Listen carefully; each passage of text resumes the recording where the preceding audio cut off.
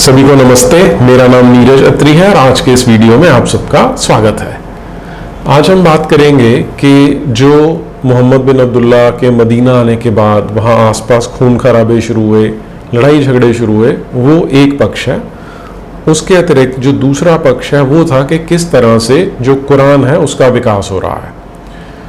अब तक मोहम्मद बिन अब्दुल्ला को लोग एक पैगंबर के रूप में एक्सेप्ट कर चुके थे, बहुत सारे लोग एक्सेप्ट कर चुके थे।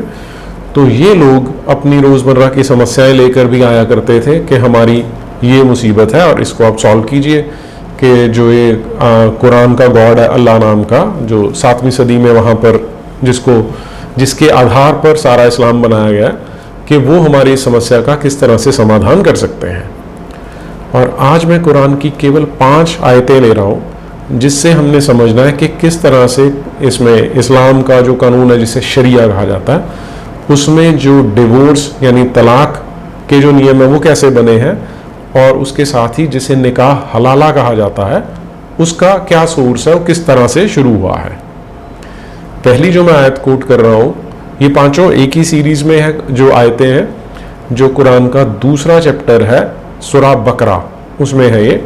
और 226 से लेके 230 नंबर तक की आयतें आज हम डिस्कस करेंगे। तो पहली आयत से स्टार्ट करता हूं, आयत नंबर 226। जो लोग अपनी बीवियों के पास जाने से कसम खाएं, उनके लिए 4 महीने की मोहलत है। बस अगर वह अपनी कसम से उस मुद्दत में बाज आए और उनकी तरफ तवज्जो करे तो बेशक अल्लाह बड़ा बख्शने वाला मेहरबान है। अगली आयत 227, और अगर तलाक की ठान ले तो भी बेशक अल्लाह सबकी सुनता और सब कुछ जानता है। तो इन 2 आयतों में ये कहा जा रहा है कि जो भी मर्द ये डिसाइड करता है, वो किस दिन ये सोच लेता है कि मैंने 4 महीने तक अपनी इस पत्नी के साथ शारीरिक संबंध नहीं बनाने हैं, तो उसकी इच्छा है, उसके बाद बनाए या फिर उसको तलाक दे दे, डिवोर्स दे दे। अब इतने में हमें ठीक से समझ में नहीं आता और उसका कॉन्टेक्स्ट भी नहीं पता चलता, इसलिए हमें जो कुरान की तफसीरें हैं जिन्हें कमेंट्रीज कहा जाता है उन्हें देखना पड़ता है। तो इसे समझने के लिए मैं जो आपके साथ आज शेयर कर रहा हूँ वो है तफसीर इब्न कथीर। इब्न कथीर ने आज से लगभग 700-800 साल पहले कुरान की कमेंट्री लिखी हुई है, जिसे ऑथेंटिक माना जाता है क्योंकि वो समय था जब उसने इस्लामिक राष्ट्र में बैठकर ही लिखी थी और तब इस्लाम का ही बोलबाला था उस इलाके में। अब वो अपनी कमेंट्री में बताता है कि इस तरह की जो कोई कसम खा लेता है मुसलमान, उसे इला कहा जाता है। अब यदि तो ये इला 4 महीने या उससे ज़्यादा का है, तो जो उसकी बीवी है जिसको उसने कहा है कि मैं तेरे साथ संबंध नहीं बनाऊंगा, उसके पास ऐसा कोई अधिकार नहीं है, उसके पास कोई राइट नहीं है कि वो उसे इस बारे में रोक सके या उसको मनाने की कोशिश कर सके। वो बताता है she has to be patient and she can not ask her husband in this case to end his vow before the end of its term. कि इस मामले में उसे धीरज रखना ही होगा और वो अपने पति को ये कह नहीं सकती, उसे रिक्वेस्ट नहीं कर सकती कि वो अपनी जो ये कसम है उसे तोड़ दे। इसमें जो दूसरी कंडीशन बताई जाती है वो ये है कि अगर 4 महीने से छोटी कसम खाई है तब वो उसको तोड़ सकता है, अगर 4 महीने से बड़ी उसे नहीं तोड़ सकता।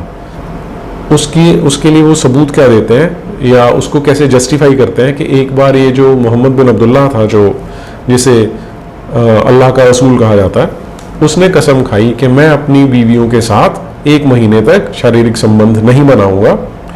फिर वो 29वें दिन आ गया, तो उसमें उनका कहना था कि जो चंद्र गणनाएं हैं उनके अकॉर्डिंग जो महीना होता है वो 28 दिन का होता है, तो आज तो 29वां दिन हो गया।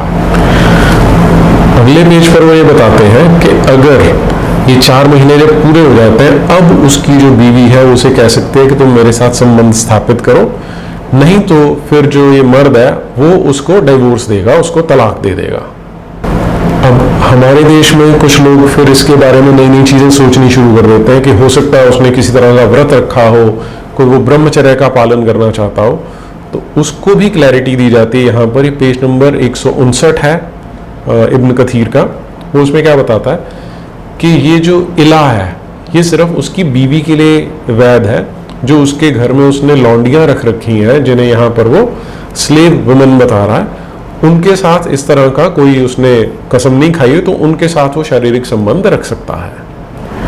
और फिर इसको आगे और ज़्यादा स्पष्ट करते हैं, क्योंकि उन्होंने इस पे कानून बनाना है तो एक एक पॉइंट क्लियर होना चाहिए कि जब 4 महीने पूरे हो जाते हैं तो अब ये मर्द की मर्जी है कि वो उसके साथ संबंध बनाना चाहता है तो बना ले, नहीं तो उसको डिवोर्स दे देगा अपने आप। केवल 4 महीने खत्म होने पर डिवोर्स पूरा नहीं हो जाता, तलाक पूरा नहीं हो जाता। जो मर्द है वो उसको आगे फिर विधि रूप से तलाक देना उसकी जिम्मेवारी बन जाती है। अगली आयत पर चलते हैं, आयत नंबर 228। और जिन औरतों को तलाक दी गई है वह अपने आप को तलाक के बाद 3 हैज के खत्म हो जाने तक निकाह सानी से रोकें, और अगर वह औरतें अल्लाह और रोज़े आखिरत पर ईमान लाई हैं तो उनके लिए जायज़ नहीं है कि जो कुछ भी अल्लाह ने उनके रहम पेट में पैदा किया है उसको छिपाएं, और अगर उनके शौहर मेल जोल करना चाहें तो वह मुद्दत मज़कूरा में उनके वापस बुला लेने के ज़्यादा हकदार हैं। और शरीयत मुआफ़िक औरतों का मर्दों पर वही सब कुछ हक है जो मर्दों का औरतों पर है। हाँ, अलबत्ता मर्दों को फजीलत में औरतों पर फौकियत ज़रूर है और अल्लाह ज़बरदस्त हिकमत वाला है। अब इसमें कई चीज़ें, कई ऐसे शब्द हैं जो आम लोगों को समझ में नहीं आते, तो मैं इसको एक एक करके डिटेल में बताता हूँ। जो पहला पार्ट है उसमें देखिए आप, वो कह रहे हैं कि जब औरत को तलाक दे दिया गया है तो अब उस औरत की ये ड्यूटी है कि वो 3 महीने तक 3 मासिक धर्म आने तक अपने आप को रोक के रखेगी, तब तक वो निकाह नहीं करेगी किसी और के साथ। वो इसलिए है कि जिस मर्द ने तलाक दिया, अगर उसका बच्चा उस महिला के पेट में है तो उस पर उस मर्द का हक होगा, इसलिए ये 3 महीने का जो पीरियड है वो दिया गया है। दूसरी चीज, अब इसका जो नेक्स्ट पार्ट आता है कि अगर मर्द चाहता है मेलजोल बनाना, वो अपने तलाक को रिवोक करना चाहता है तो वो उसे रिवोक कर सकता है, वो उसे अपने तलाक को खारिज करके वापस महिला को अपने पास ला सकता है। आपको ध्यान ये रखना है कि इस तरह का कोई भी राइट महिला के पास नहीं है, जो बीवी है उसके पास नहीं है, जो मियाँ है, जो शौहर है उसके पास है अधिकार। अच्छा, इसमें जो ब्रैकेट में मुद्दत मज़कूरा है उस पर मैं थोड़ी देर बाद आऊँगा, क्योंकि वो अगली आयत में आपको क्लियर होने वाला है। फिर आगे आता है शरीयत के मुवाफिक औरतों का मर्दों पर वही सब कुछ हक है जो मर्दों का औरतों पर है। तो ये सुनने के बाद बहुत सारे लोगों को ये लगने लग जाता है कि दोनों को बराबर रखा गया, मर्द और औरत को, कि मर्द के अगर औरत पे हक है तो औरत के मर्द पर भी हक है। वो भी हम आगे उसको भी देखते हैं कि क्या कहा जाता है। फिर से तफसीर इब्न कसीर में चेक करते हैं कि अगर जिसे तलाक दिया गया है उस महिला के साथ शारीरिक संबंध बना लिए गए थे तो ये उसका फर्ज है कि वो 3 महीने तक रुके, ताकि पता लग सके कि वो प्रेग्नेंट हुई है या नहीं हुई है। और इस मामले में महिला पर ही हमें विश्वास करना पड़ेगा, क्योंकि उस समय और कोई ऑप्शन होता नहीं था। वो बताएगी कि वो गर्भवती है तो मान लिया जाएगा, वो बताएगी गर्भवती नहीं है तो भी उसकी बात मान ली जाएगी। अब ये जो इद्दा या इद्दत का पीरियड है 2-3 महीने का, जिसे 3 मासिक धर्म या 3 हैज कहा जाता है इस्लाम की भाषा में, इस पूरी ड्यूरेशन में जो मर्द है उसे पूरा राइट है, वो किसी भी समय चाहे तो वापस अपनी इस जो औरत है उसे बुला सकता है कि मैंने तुझे डिवोर्स नहीं दिया हुआ है।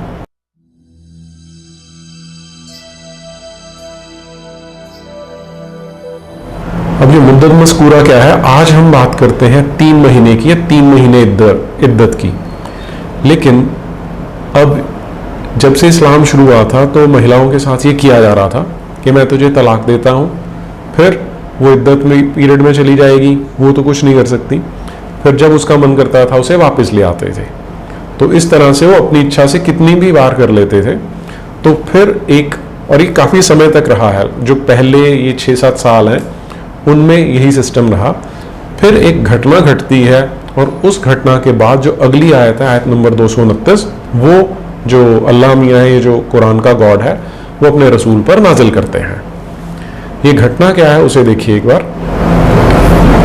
जो इब्न कसीर है वो हमें बताता है कि एक बार एक मर्द ने अपनी जो औरत थी उसे कहा कि मैं तुझे ना तो डिवोर्स देने वाला हूँ और ना ही तुझे रखने वाला हूँ।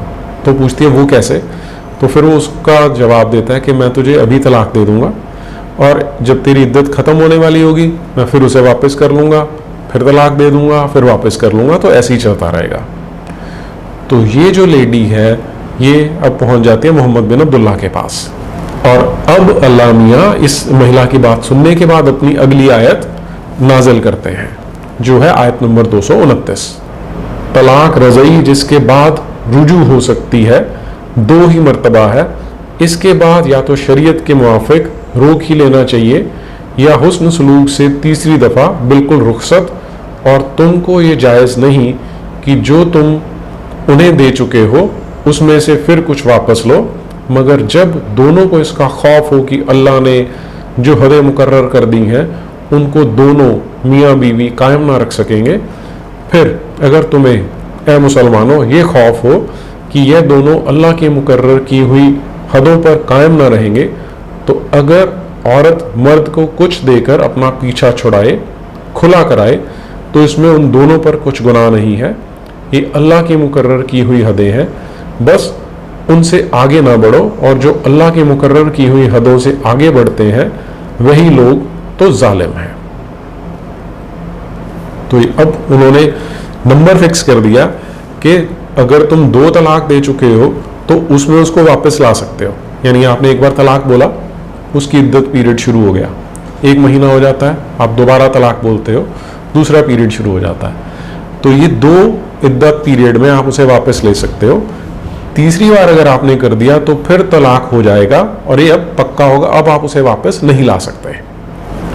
अब इब्न कथीर हमें क्या बताता है कि डिसऑनरेबल आया, कि ये जो सम्मान योग्य आयत है इसने जो पहले वाला सिस्टम था उसे कैंसिल कर दिया, कि पहले आप कितनी भी बार उनको तलाक दे देते थे, वापस ले आते थे, तलाक दे देते थे, वापस ले आते थे। वापस ले आने का अर्थ ये नहीं है कि वो चली जाती थी, रह उस घर में ही रही है, क्योंकि अभी उसके ऊपर तलवार लटकी हुई है कि उसको छोड़ दिया जाएगा या रखा जाएगा, तो फिर वो खींच के अपने बिस्तर पे ले जाएगा, तो फिर वो तलाक कैंसिल हो जाता था। अब इस आयत ने, आयत नंबर 229 ने ये वाले सिस्टम को कैंसिल कर दिया।